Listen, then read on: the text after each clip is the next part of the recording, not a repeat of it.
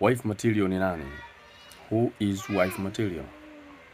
Wanaume wengi wamekuwa wakitamani sana kuoa mwanamke ambaye atamfaa, ambaye kwa lugha ya wenzetu anaitwa wife material. Je, unamjua wife material ni nani? Unamjua mke anayekufaa wewe? Leo nakupa siri moja tu ya mwanamke ambaye anakufaa wewe. Kwanza turudi nyuma tujue nini maana ya mke. Kuna mwanamke na mke.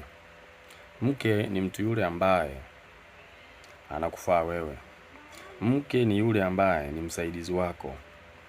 Mafundi wanaojenga nyumba wanajua kuna mtu anaitwa saidia fundi.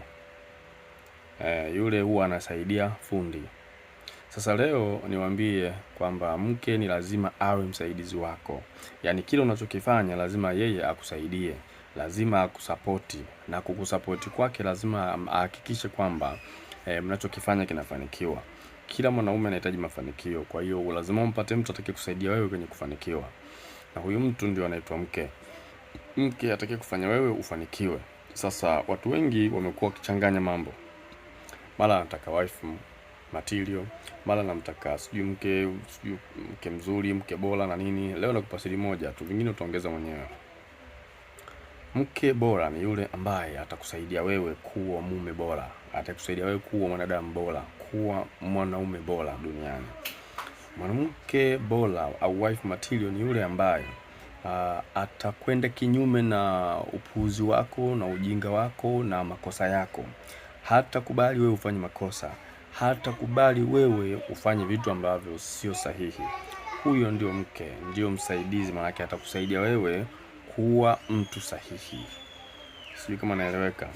Ni sio yule ambaye ukimwambia kitu anakutia na kusikiza sema ndio baba, kila kitu ndio baba. Huyo kama mke wako kila unachomwambia anasema ndio baba, sawa baba, anakubali, ananyenyekea, anatii, anasikiliza, huyo mwanamke wala akusaidii, sio msaidizi wako.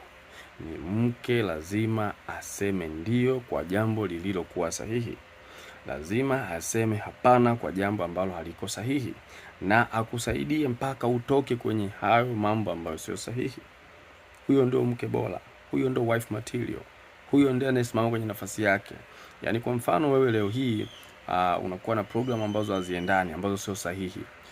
Kama mke wako ataendelea kuzisikiliza wakati akijua kwamba haziko sahihi, huyo si wife material.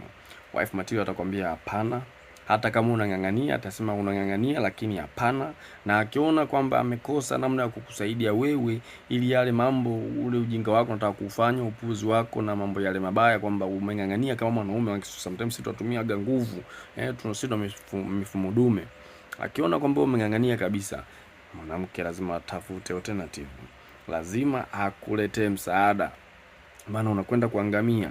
Kama siwe basi familia inakwenda kuangamia, maana baba ni kichwa cha familia.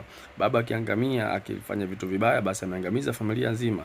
Kwa hiyo mwanamke ambaye ni wife material, mwenye akili timamu, anayejua nafasi yake, anayesimama katika nafasi yake, lazima atatafuta solution, aje akuokoe, aje akusaidie wewe pamoja na familia nzima, na si kukuacha. Kwa hiyo ameamua mwenyewe, ni baba, nitafanyaje, ameamua.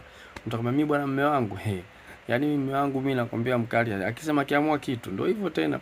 Na hujasimama kwenye nafasi yako wewe mama, rudi kwenye nafasi yako, tafuta namna ya kumsaidia na kuonya mwanaume namna ya kumsaidia. Usitumie nguvu, tumia akili. Na ndio maana usigombane, usifoke. Mwanamke ulipewa sauti nyembamba kwa sababu sauti yako sio ya kibabe, sio kwa